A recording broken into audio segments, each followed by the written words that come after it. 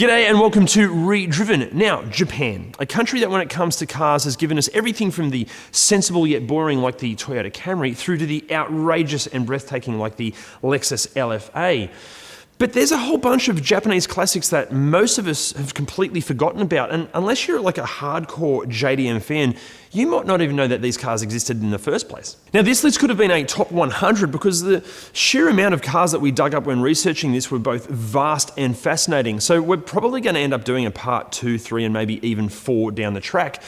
But in no particular order, here are our top 5 forgotten JDM classics. In 5th place, even though it's not technically coming 5th because all of the cars on this list are equally special, it's the Mazda Eunos Cosmo. The Cosmo nameplate had been around since 1967 when it was first attached to the beautiful Series 1. And look, while the Series 1 itself is an absolute classic, it's the Series JC that everyone seems to have forgotten about. The Series JC Eunos Cosmo was the top-lined Grand Touring flagship of Mazda's Eunos luxury sub-brand. Powered by either Mazda's 13B RE or 20B REW rotary engines, it was the twin-turbo triple-rotor 20B that really set the Cosmo apart. And it wasn't just the power plant that stood the Cosmo out from the crowd. It was also the first production car to feature built-in satellite navigation, and one of the first production vehicles fitted standard with a colour touchscreen, controlling climate control, mobile phone and infotainment functions. Only 3,550 triple-rotor Eunos Cosmos were ever made, meaning that there's more Ferrari 458 Speciales in the world than Eunos Cosmos. So if you want exclusivity, forget the Ferrari, you want a Cosmo. Okay, next on the list, and this thing was sculpted by an Italian design god. I'm going to murder this. I'm so sorry to all of our Italian viewers. Giugietto Giugiaro. It's the Subaru SVX. Giugietto Giugiaro. Having the bloke that designed classics like the DeLorean, the BMW M1 and the Lotus Esprit S1 pen the incredibly unique Subaru Coupe adds a very healthy dose of legitimacy to the SVX. Under that wedge-like bodywork lays a 3.3-litre flat six, which was essentially a 6-cylinder version of the EJ22 4-cylinder found in Subaru's Legacy and Impreza models. And look, while it was no rocket ship with a 0 to 100 time of 7.4 seconds, the SVX offered more of a grand touring experience with a decent-sized boot and back seats. Although those back seats are really only for the smallest of kids or amputees. Even though many have forgotten completely about the SVX, it actually sold in pretty decent numbers, and these days, if you can find one, they're actually pretty affordable. Here in Australia, you're going to be looking at around about 25 grand to get behind the wheel of this forgotten classic. In 3rd place, it's a turbocharged rear-wheel drive sports car that might just be the quintessential 80s Mitsubishi. It's the Starion. Depending on the year, the Starion was available with either a narrow or wide body styling, and it's also been called a Colt Starion or a Chrysler Dodge or Plymouth Conquest. No matter what it was called, Mitsubishi created the Starion to go into battle against Nissan's various Z cars, Toyota's Supra, Mazda's RX-7, and to a lesser extent, Honda's Prelude and Isuzu's Piazza. During its life, the Starion could easily match and, in many cases, better its Japanese rivals for both performance and dynamic ability, and the tuning and motorsport communities have shown that with some fettling, the Starion could become a true giant killer.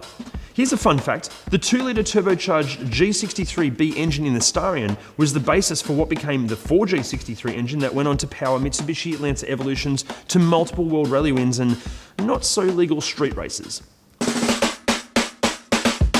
Now, if I asked you what the biggest, toughest Toyota you could buy is, you'd probably say it's either like a 70 series or a 200 series Land Cruiser, yeah? Well, it's not. It's the Toyota Mega Cruiser. This is what happens when Toyota are given the job of creating a basically indestructible beast of an off-roader for the Japanese military, police, and fire and rescue departments. But, like the Hummer that might have been something of an inspiration, Toyota released a small quantity of Mega Cruisers to the general public. When we say a small quantity, only 133 of these were for public consumption, and only 12 of those were right-hand drive. The Mega Cruiser is huge, being able to fit up to 14 people in the back, while its 4-wheel steering, portal axles, and central tyre pressure system give it phenomenal off-roading ability. I have mates that are hardcore Toyota and Land Cruiser fans, and they had no idea this thing even existed. And with the Hummer being almost common in comparison, the Mega Cruiser isn't only a classic, but it's just so cool. Before we get to first place, can you please do us a favor and hit those like, subscribe, and bell icon buttons? It helps us out so much. And after the video, go and follow us on all the socials. Okay, finally we have the car that arguably is the great-grandfather to all the Nissans that exude drifting prowess. It's the Silvia CSP 311. Designed by the same bloke that penned the absolutely gorgeous BMW 507, and with engineering expertise from both Nissan and Yamaha. The CSP 311 was originally called the Datsun Coupe 1500 when it first went on show at the 1964 Tokyo Motor Show. But for production, the 1500cc engine was swapped out for a 1600cc unit and mated to twin SU carburetors. The body was crafted by hand, and by the time production ceased in 1968, a mere 554 CSP 311s were ever produced. 49 of those 554 actually ended up here in Australia, and 10 were exported to other countries. But guys, if you're watching this and you know someone that has a CSP 311, or you've got one, please let us know in the comment section below, because we would love to see one. After the tedious production ceased, we wouldn't see the Silvia name grace another Nissan until 1974. And if it weren't for the CSP 311, like, who knows? We may not have seen the S13, 14 or 15 even come to fruition. Guys, thank you so much for watching, and hey, what did you think of the list? Let us know in the comments section below. And hey, also, can you remember to hit those like, subscribe, and bell icon buttons, and go and follow us on all the socials. See you next time. G'day and welcome to ReDriven.